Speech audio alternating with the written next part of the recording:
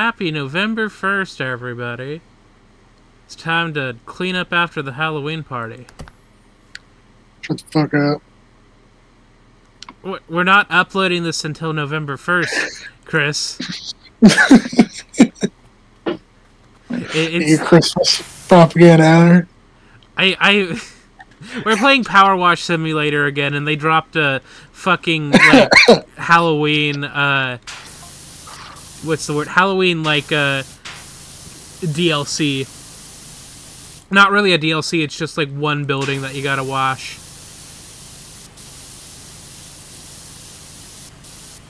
Alright.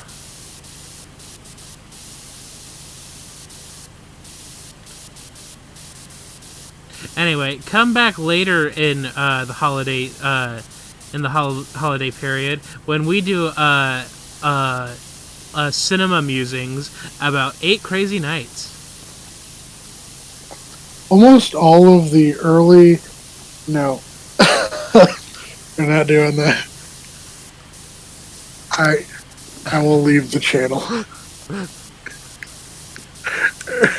But we don't want to do exclusively Christmas movies, do we? We'll watch the fucking we'll watch the fucking Rugrats Hanukkah special. I'm not watching it. Crazy Nights. What's the matter with 8 Crazy Nights? You know exactly what it's all wrong with 8 Crazy Nights. No, please go into... I'm kidding. No, If that's what you want, I'll go through the plot of 8 Crazy Nights right now. No. I'm kidding. I'm sorry. Everybody knows what 8 Crazy Nights is and why it's bad. Well, I mean, 8 Crazy Nights, also known as Adam Sandler's Crazy Nights, 2002 American adult animated Hanukkah musical. Oh, what have I done? Comedy drama film, directed by Seth Kersley in his feature directorial debut. And written by Adam Sandler, Alan Covett, Brooks Arthur, Brad Isaacs, and produced by Sadler, Covett, and Jack Giraputo. Chris, if I buy you another stars fossil, Adam will this Sandler. stop? If you buy me a what? If I buy you like a fossil that you really want, will this stop? You're the one who caused it. I know, and I'm regretting it. Sure. You owe me an entire mosasaur. I'm not that. I can't get you that. Okay, then. The film starts with the plot. Okay. I'll send you a link of what fossil you need to get me. Oh wait, I thought this was just a bit. Okay. In the fictional town of Dukesbury, New Hampshire, Davy Stone is a 33-year-old Jewish alcoholic with a criminal record. I thought you were gonna tell us why 8 Crazy Nights was bad, not read off the synopsis. If I read off the synopsis, it'll explain in detail why it's bad. No, it won't!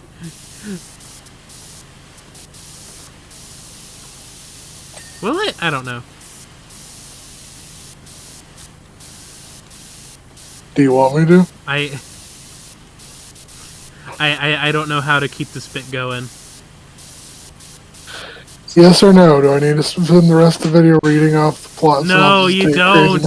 You don't. I was fucking with you.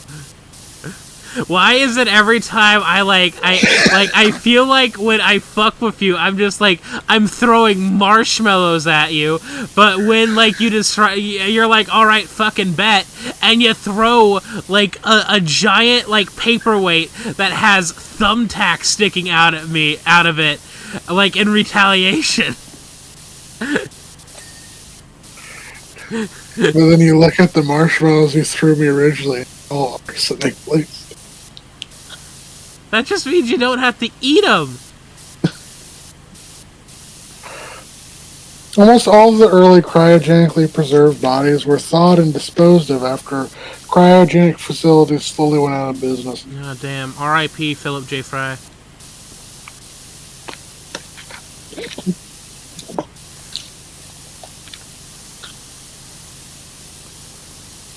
I suppose... The mod did good. I suppose, like, the concept of a cryo lab isn't a really good business model because how does it work post You gotta keep mortem? those bodies frozen indefinitely. Yeah, I mean, I know you got to keep them frozen indefinitely, but I'm like thinking it from like a business perspective because like once the person is dead, like did you just take like like is it like a what's the word, like is it a I have to funeral? imagine it's just an upfront big lump payment. Real? I don't I no, that would make sense. Because like I don't think I would have it in me as a cryo lab like engineer or whatever to like take payments from the person's like family like post mortem. I don't think I could do that. So yeah, one single lump sum makes sense. Uh, the mod degree phenomenon is a mishearing or misinterpretation of a phrase in a way that gives it a new meaning. It was coined in 1954 when the words "lay him on the green" were misinterpreted as "Lady Montegreen." Hmm.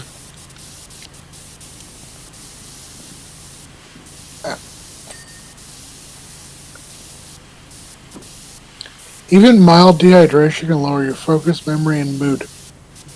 Oh yeah, I feel that. I Alexander Hamilton, who's on the $10 bill, is not native-born American. He was born in the British Leeward Island, now called St. Kitts and Nevis. and he had a whole Broadway show made about him. Uh, Pathological demand avoidance, called PDA, is a disorder characterized by extreme, uncontrollable anxiety in the face of anything perceived as a demand. Those with PDA may try and avoid not only the demands of others, but also the demands of their own bodies, such as hunger or sleep. You know, I was gonna say that I think I might have that, but then you said like the hunger and sleep thing, and it's like, oh no, I give into those demands.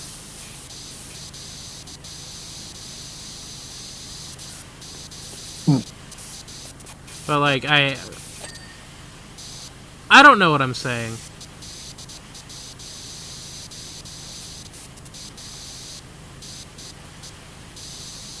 Burial tax used to be a tax that was placed requiring a fee to be paid for the perpetual burial of a body. Some bodies for which the tax was not paid were dug up and then sent to either a museum or disposed of.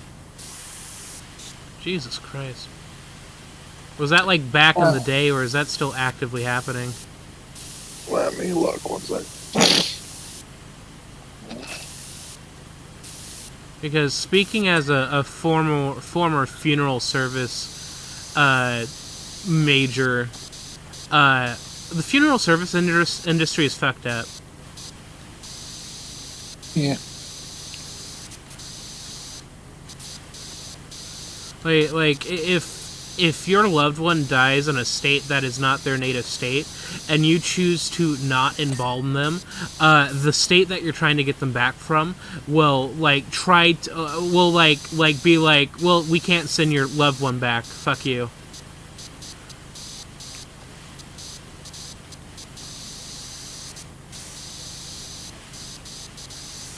Okay, so it ended in 1958. That's good.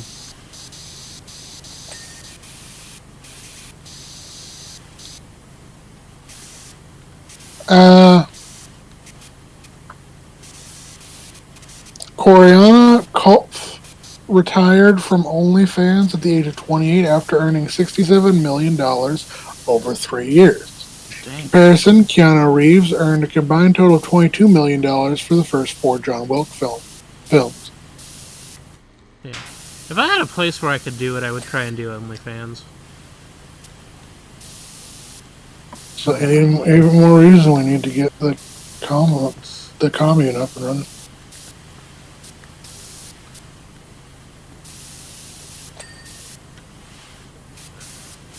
Spraying down lights. Ouch. My bones. So Ayrton Senna, he was a Brazilian race car driver, is a national hero in Brazil, and his grave attracts more visitors than the graves of John F. Kennedy, Marilyn Monroe, or Elvis Presley combined. Damn.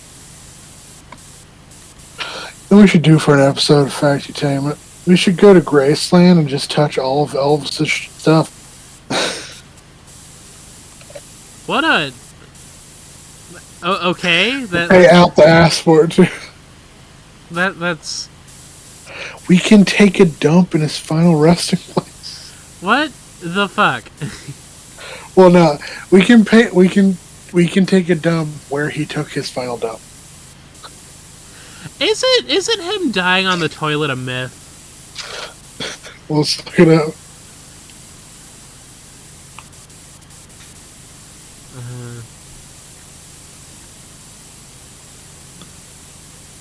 Man, I'm looking it up real fast.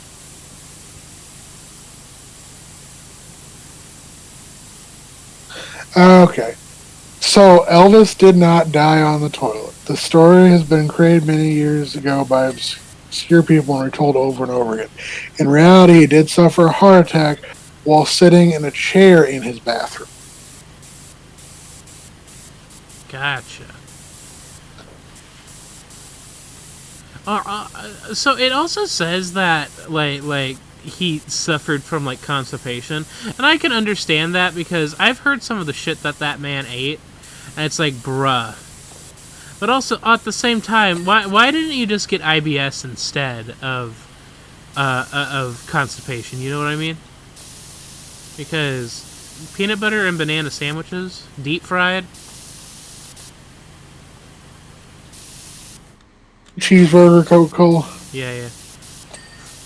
Now I'm just reminded of the Black Dynamite episode where Elvis was involved, and they were all like, "We cannot let Elvis die in this African American neighborhood. We will be crucified if that happens. We need to get him far away from here." Banana sandwich. Triple fried. God, I love Black Dynamite. It was a great film, cartoon series, so on and so forth.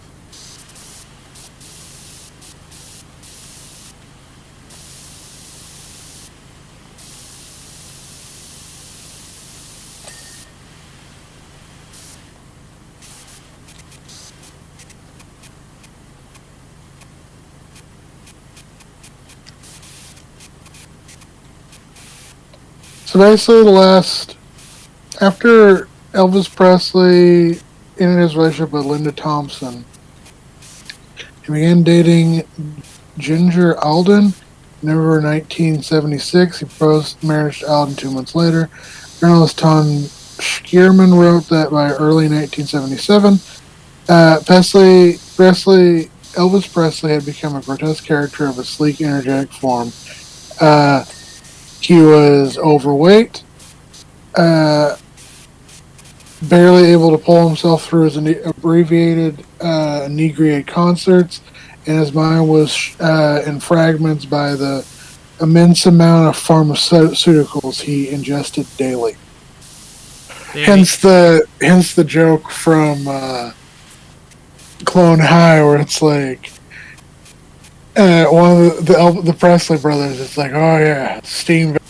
The other one is like, "Oh, a peanut butter and Percocet sandwich." Jesus Christ.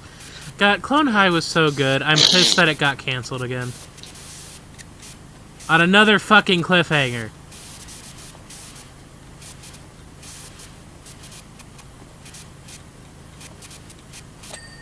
Yeah. Oh, actually, how do I put this? The first season of the reboot was okay, but the second one felt kind of weak. But like, I don't know. What are your thoughts and opinions on Clone High? They left Gandhi frozen. Well, yeah, because if they unfroze Gandhi, then we would more protests. Oh wait, no, it was Thin Elvis. Oh yeah, steamed vegetables. Good for you, fried Elvis. 9 fried peanut butter banana sandwiches and a thermos full of horse tranquilizers. Thank you very much. Damn. Oh, Elvis.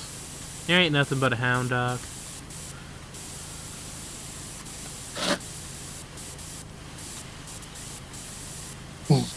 Anyway. According to the Rolling Stone, Presley's final performances were mostly sloppy affairs where a bloated drug Presley struggled to remember the lyrics and get through the night without collapsing or hallucinating. Ah, the Mariah Last 3 years of his life were kind of sad and hard to watch. Damn. In Alexandria, Louisiana, he was on stage for was impossible to understand. And he also canceled a performance in Baton Rouge, being unable to get out of his hotel bedroom. How? How do you get into your hotel room but you can't get out? So you go into your hotel room, and then you do a bunch of drugs, and are unable to leave. Oh, like he was so inebriated he couldn't leave. Okay, yeah. I'm fucking stupid. What do you think? He gained like 1,000 pounds one night? Well, okay, I don't know if I've ever told this story, but several years ago, I went on a vacation with my family. I don't it's hang on. The Rainbow Falls, or is it the Rainbow Caverns? Apparently, according to Elvis Presley's cousins, Billy Smith, Elvis spent most of his time confined entirely to his bedroom and reading through spiritualism books and listening to Monty Python sketches. Sorry, I'm looking this up real fast. Fuck, what was it called? Oh yeah, okay, so in Missouri there is an attraction called the Marble Cave, and near the Marble Cave they have a couple of like smaller like attractions for kids and stuff. They had like one of those like what's the word, like kids could crawl through it, and it was like a small like jungle gym made of wood and stuff. And, like, there were holes and stuff that you had to, like, pull yourself through and all that stuff. I tried going through it as a fat, like, 20-year-old. And I could get in, but I couldn't get out. What? Why did I do it? Why? Yeah. Because I'm fucking stupid.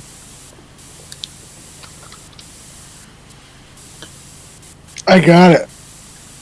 We do a series where we get the group together and we all just do insane stuff just to try it. And we call ourselves the Try Guys.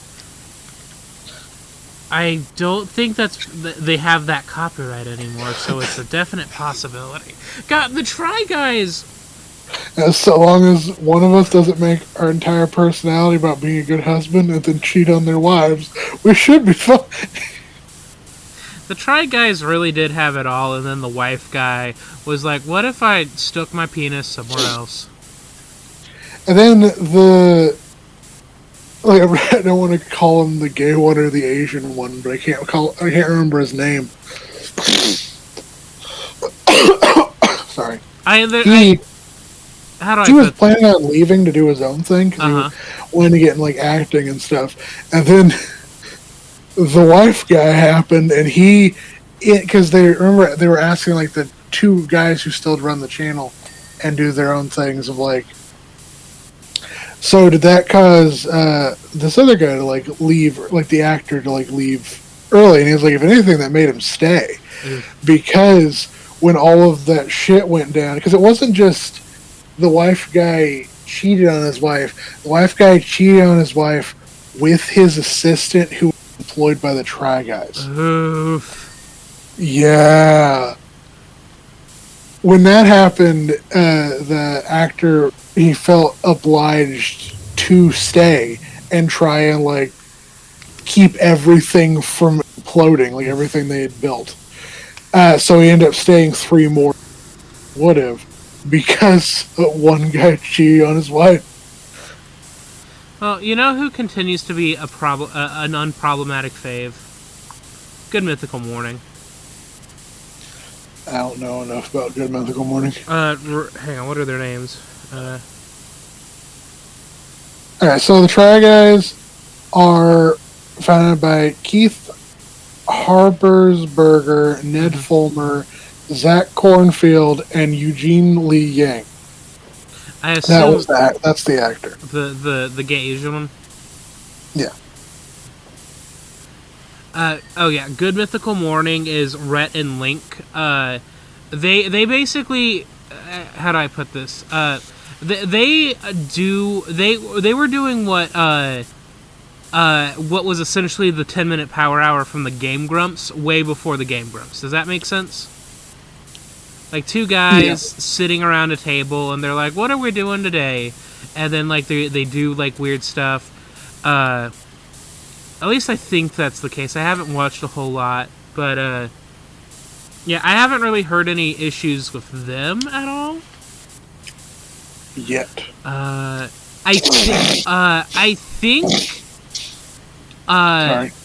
think they owned the Smosh trademark at some point, and they hung on to it for Ian and Anthony. I don't remember 100% though.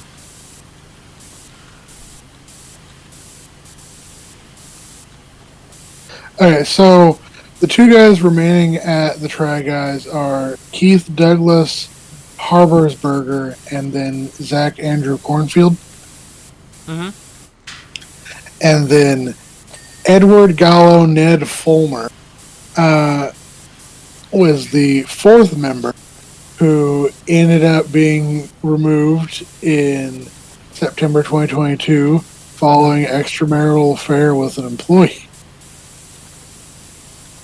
Would it have been better if it was not an employee, or just as bad?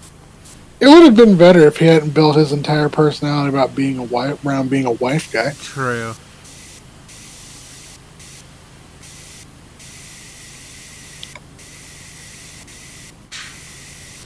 Build your personality around like loving your wife, but also liking a little side piece on the side. You know what I mean? You know what I'm saying? Wow. Okay. Let me rephrase that. Apparently, currently the Try Guys has launched a boutique subscription streaming service called Second Try TV. Interesting. Okay, also, let me rephrase what I just said. I am not pro cheating. I am like I'm pro polyamory if you're both into it. You know what I mean? Yeah. Well, everyone needs to be into it, but yeah. Yeah.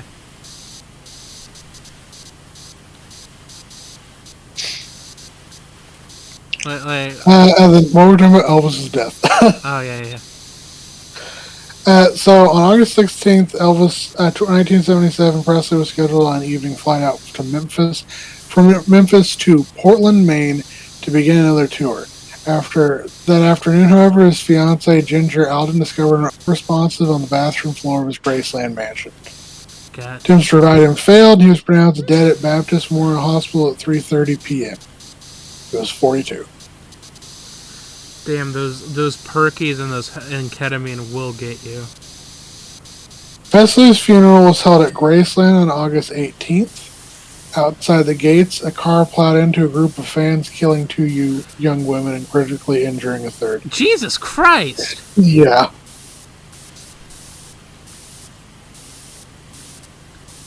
And then the Beatles did a tribute song to Presley called "Hey Hey, We're the Beatles. Sorry that Elvis is dead." Well, there was a song he made called "Way Down" that topped the country and UK singles chart the following month after his death. Oh, post-mortem release. During the funeral, About 80,000 people lined the processional route down to Forest Hill Cemetery where Presley was buried next to his mother. Following an attempt to steal Presley's body later that August, the remains of both Presley and his mother were exhumed and reburied at Graceland's Meditation Garden on October 2nd. Jesus Christ, people are weird.